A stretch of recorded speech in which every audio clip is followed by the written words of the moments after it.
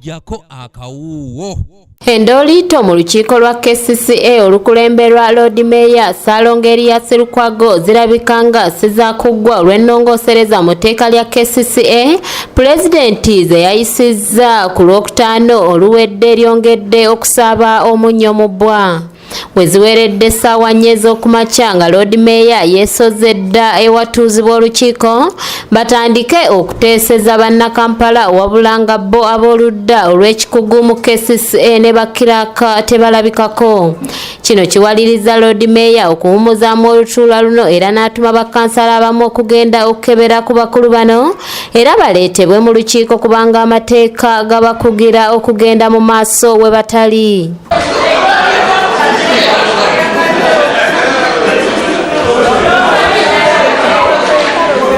Oluvannyuma lw'eddakiika 20 Lord Mayor akomyewo n'amaanyi ng'asuubira nti akolanga Ssenkulu Engineer Andrew Kitaka ne basajja be bonna bazze dda era okuteesa kutandikirewo wabula kimubuuseeko be yatumye bakamutemye nti oludda lw'ekikugu ne bakiraaka bategeezeddwa ku tteeka eppya era nga si baakuddamu kukiika.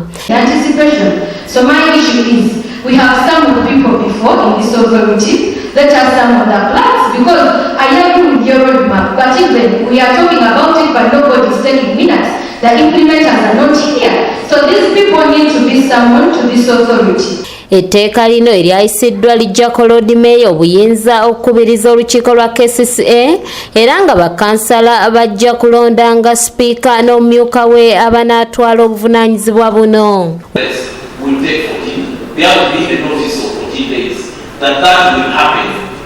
So as such, we cannot in any way say that we are going to have 6 as an elective council because the law has not taken effect and the 14 days notice is not yet in place. Wabula okusinziira ku Muloodi etteeka lino wadde nga lyateekeddwako omukono terinnaba kukubibwa mu kyapa n'olwekyo terinnatuusa kusibwa mu nkola. Tennaba kufuluma era n'olwaleero tukyekinzeeyo mu UPPC nga gazeeti teriiwo tennafuluma ate gazeeti efuluma mulundi gumu mu mwezi okujjako nga waliwo special edition naye kati eya November yafuluma.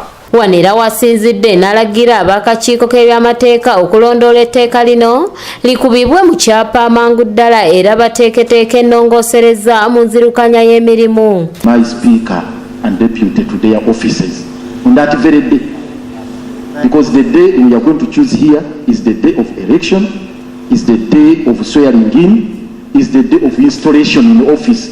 I don't want to have a speaker elected and deputy.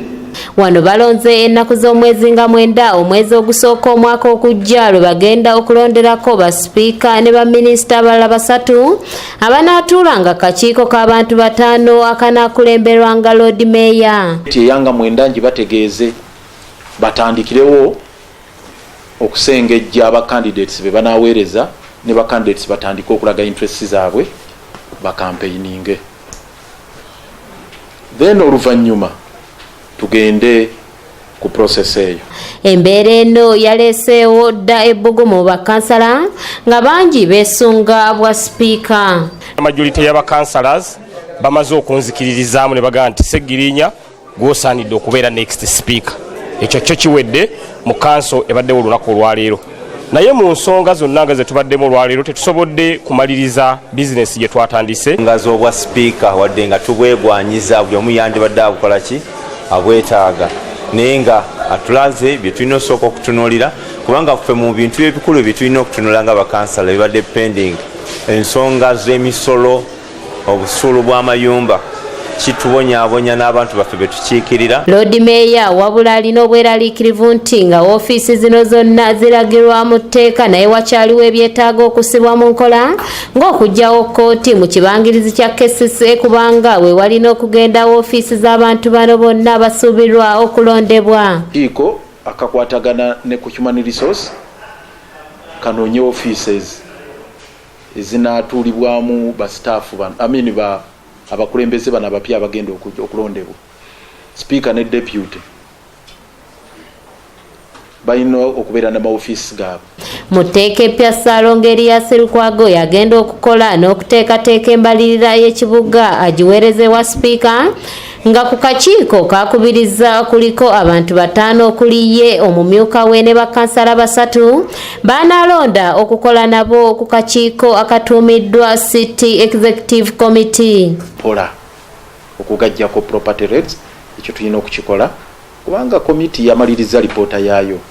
Bakansala 6 babadde Cape Town mu South Africa nga bali ku benchmarking balaba systems eyo zikola zitya bajje balipotinge tulabe bwe tukitereeza naffe wano.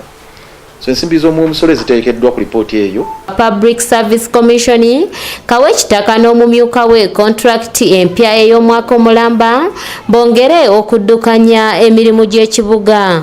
Shafiru Mwesije yakusakidde eggulire lino ku lwa ABS Television.